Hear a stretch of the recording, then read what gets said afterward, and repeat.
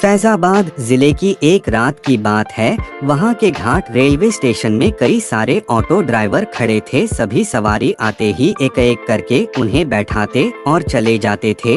जैसे ही रात ज्यादा होने लगी, ज्यादातर ड्राइवर अपने घर को चले गए। उसी रात दुर्गेश ऑटो ड्राइवर भी घाट रेलवे स्टेशन पर था। वो भी दूसरे ड्राइवरों की तरह घर जाने ही वाला था। तभी उसे याद आया कि एक पैसेंजर ट्रेन आने वाली है। दुर्गेश और 3-4 ऑटो चालक उसी पैसेंजर ट्रेन के इंतजार में रुक गए। तभी जोर जोर से बारिश होने लग गई।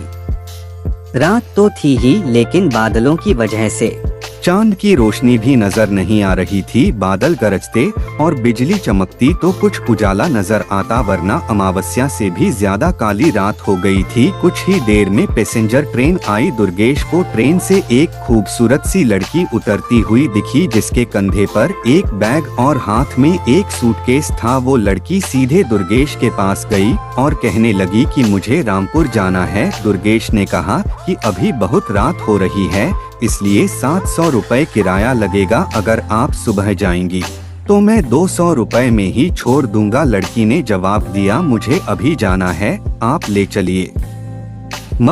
मैं पैसे दे दूंगी। दुर्गेश ने कहा, मैडम आप पहले पैसे दे दीजिए, मैं आपको सही सलामत घर तक छोड़ दूंगा। लड़की बोली, अभी मेरे पास सिर्फ 300 रुपए हैं, आप ये रख लीजिए, घर पहुंचते ही आपको बचे हुए 400 रुपए दे दूंगी। इतना सुनते ही दुर्गेश ने कहा, ठीक है मैडम, आप ऑटो में बैठ जाइए। कुछ ही देर में दुर्गेश ने उस लड़की को उसके घर के पहुंचा दिया। वो लड़की ऑटो से उतरी और घर के अंदर चली गई। दुर्गेश अपने 400 रुपए के इंतजार में खड़ा रहा। आधा घंटा बीत गया, लेकिन लड़की लौटकर नहीं आई। दुर्गेश के मन में हुआ कि अंदर जाकर देख लेता हूँ कि वो अब तक क्यों नहीं आई। उसने घर की घंटी बजाई और जोर जोर से आवाज लगाने लगा। तभी एक बुढ़िया ने घर का दरवाजा खोला। दुर्गेश ने उससे कहा कि एक मैडम यहाँ ऑटो से आई थी, उन्होंने मेरे 400 रुपए देने हैं, वो अब तक पैसे लेकर बाहर नहीं आई। बुढ़िया ने हैरानी से पूछा, कौन मैडम? यहाँ तो मैं और मेरे पति के अलावा और कोई नहीं रहता। हाँ, मेरी बेटी पहले रहती थी, लेकिन वो 5 सालों से यहाँ नहीं रह रही है। दुर्गेश बोलने लगा, क्यों, अब वो कहाँ रहती है? मैंने शायद आपकी ही बेटी को यहाँ तक छोड़ा है, आप एक बार अच्छे से देखिए। बातों ही बातों में दुर्गेश की नजर सामने दीवार पर गई। वहाँ उसी लड़की की तस्वीर लगी हुई थी जिसे वो ऑटो में बैठाकर लाया था। दुर्गेश ने बुढ़िया से पूछा, वो दीवार पर जिसकी तस्वीर लगी है वो आपकी बेटी है? बुढ़िया ने जवाब दिया, हाँ वो ही मेरी बेटी है। क्यों, क्या हुआ, तुम ऐसे क्यों पूछ रहे हो? हाँ।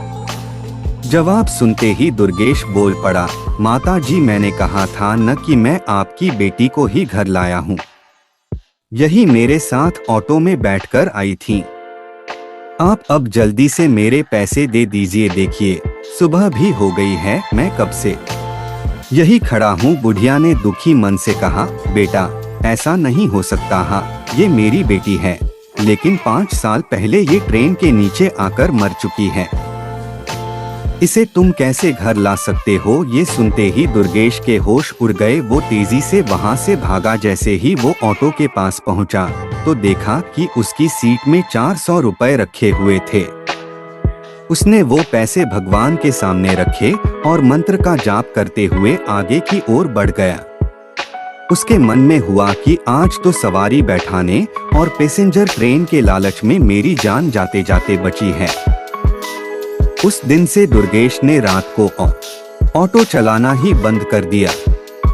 वो सिर्फ दिन के समय सवारी लाता व ले जाता और रात को घर में आराम से सोता है। कहानी से सीख, दिन में काम करने के साथ ही रात को आराम करना भी उतना ही जरूरी होता है, नहीं तो ज्यादा लालच भारी पड़ सकता है। तो दोस्तों हमारे चैनल को लाइक करें, सब्सक्राइब करें। धन्यवाद, आपका दिन मंगलमय हो।